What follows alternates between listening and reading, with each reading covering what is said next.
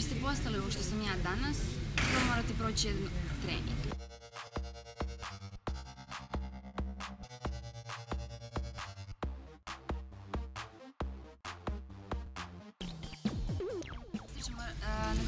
Na treningu mi stičemo razne vrste akcija, u biti kako ćemo kasnije izaći raditi određene prezentacije, ulične akcije ili sekcije.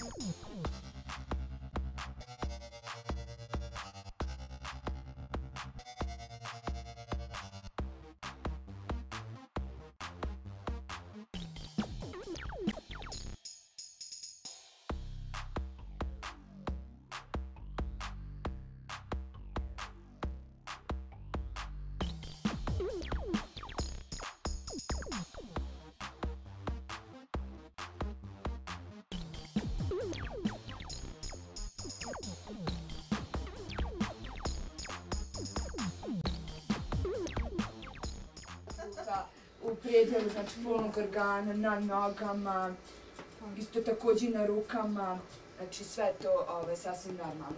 A moja prijateljica ima velike grudi, a ja nemam. Je li to u redu? Jeste, međutim, kako je svaka osoba zasebna za sebe, tako je svaki organizam poseban za sebe. Znači, ako su tvoje drugarice, recimo, grudi veće tebi manje, to znači ne znači da ti imaš neki poremećaj ili si ti bolesna, nego to je sasvim normalno.